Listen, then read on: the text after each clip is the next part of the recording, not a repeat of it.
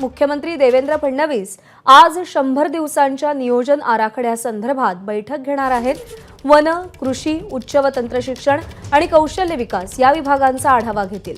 पुढच्या 100 दिवसांचं नियोजन कशा प्रकारे केलं जाईल, या विभागामध्ये पुढचे 100 दिवस कशा प्रकारे नियोजन असेल या संदर्भातला रोडमॅप तयार होणार आहे। मुख्यमंत्री पदावर देवेंद्र फडणवीस यांनी विराजमान होताच पदभार स्वीकारताच 100 दिवसांच्या कामाची आखणी करण्यास अधिकाऱ्यांना सांगितलं होतं आणि त्या अनुषंगाने या बैठकीला महत्त्व प्राप्त झालंय।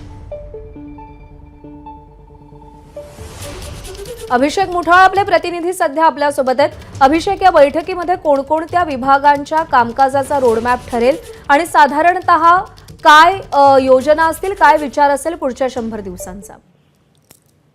प्रज्ञा, जर का या संदर्भात पाहायचं तर पुढील 100 दिवसांचं नियोजन करण्यासंदर्भात देवेंद्र फडणवीस यांच्याकडनं सूचना अधिकाऱ्यांना देण्यात आलेल्या होत्या आणि त्या अनुषंगानं थोड्याच वेळात ही आपल्याला बैठक पार पडताना पाहायला मिळणार आहे।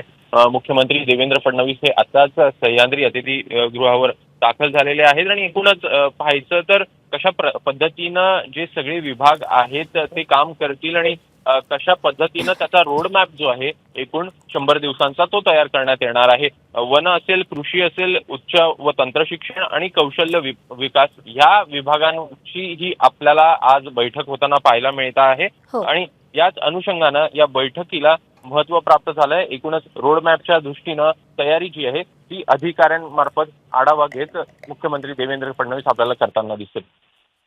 त्यामुळे पुढच्या 100 दिवसांच्या विविध विभागांचा आढावा आणि रोडमॅप देवेंद्र फडणवीस ठरवतायत। अभिषेक, धन्यवाद दिलेल्या माहितीसाठी।